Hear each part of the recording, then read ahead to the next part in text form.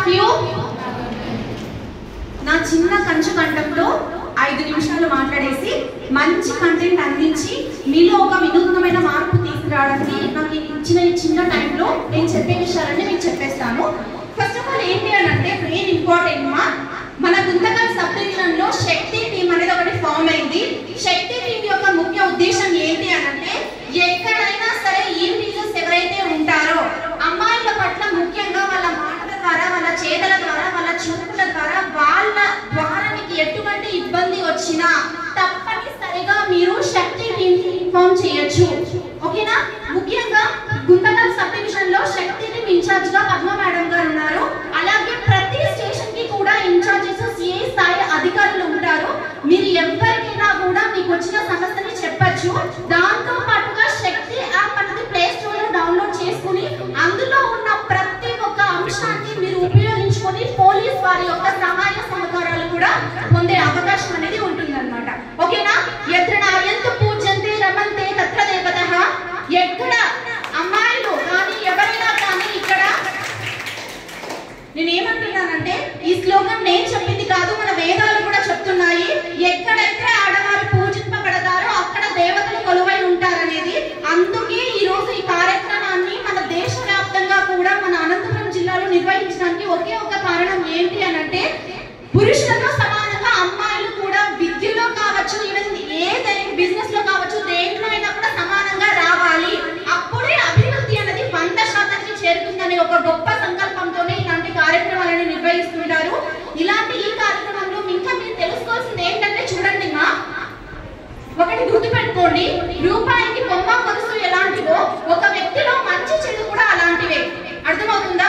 ఆ చెడు అనేది ఉంది కాబట్టి ఈ రోజు పోలీస్ డిపార్ట్మెంట్ తరఫున ఎన్నో చట్టాలు మహిళలకి అనుకూలంగా ఉన్నాయి. అయినప్పటికీ కూడా మారాల్సింది ఎవరు? మనలో ఉన్నటువంటి ఆలోచన విధానం అనేది మారాలి. ఎమోషనల్ ఇంటెలిజెన్స్ ని మీరు కంట్రోల్ చేసుకోవాలి. ఎప్పుడైతే మనకి ఎలా ఒక వ్యక్తి మీద కానీ ఒక వస్తువు మీద కానీ మనకు ఇంట్రెస్ట్ ఎలా ఉంటుంది, ఫీలింగ్స్ అనేవి ఎలా వస్తాయంటే జస్ట్ మనం గమనించాల్సింది ఏంటంటే మనలో గ్లాండ్స్ అనేవి ఉంటాయి, గ్రంథులు అనేవి ఉంటాయి. ఓకేనా? వాటి వల్లనే మనకు ఈస్ట్రోజన్, టెస్టోస్టెరాన్ ఇలాంటి హార్మోనల్ ఇంబాలెన్స్ అనేది ఉండడం వల్లనే మనకు చెడు ఆలోచనలు అనేవి కలగడం జరుగుతుంది అన్నమాట. అర్థమవుతుందా? ఎప్పుడైతే మనలో ఉన్నటువంటి హార్మోన్స్ కావచ్చు, అలాగే ఇక్కడ ఎమోషన్స్ కావచ్చు బ్యాలెన్స్ గా ఉండాలి. బ్యాలెన్స్ గా లేకపోయినప్పుడు మాత్రమే ఇలాంటి ఇబ్బందులు కానీ ఇలాంటి ఫేస్ చేసి ఆ వ్యక్తిత్వం అనేది ఒక మనుషులలో అనేది వస్తూ ఉంటుంది. కాబట్టి మీరు చేయాల్సింది ఏంటి అనంటే మంచిగా మన ఎమోషన్స్ ని మనం కంట్రోల్ లో ఉంచుకోవాలి. ఓకేనా? ఒక తల్లిని తల్లిగా చూడాలి, బిడ్డను బిడ్డగా చూడాలి. అర్థమవుతుందా? సో కాబట్టి ఇలాంటి ఎమోషనల్ ఇంటెలిజెన్స్ ని కూడా మీరందరూ కూడా అలా మెయింటైన్ చేసుకోవాలని నేను కోరుకుంటున్నాను. నాకు ఇంతటి గొప్ప అవకాశం ఇచ్చారు. ఇక్కడే చదువుకొని ఇక్కడే జాబ్ చేస్తూ ఈ రోజు ఈ స్టేజ్ మీద మాట్లాడే అవకాశం రావడం నిజంగా నా పూర్వజన్మ సుకృతం. Thank you sir. Thank you so much.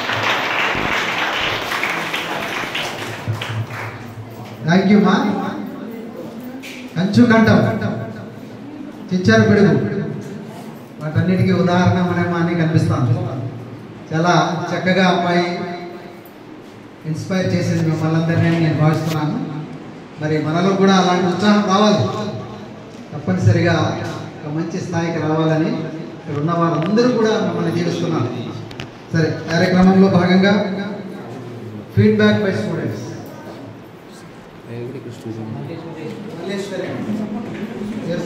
Malleswari అమ్మాయి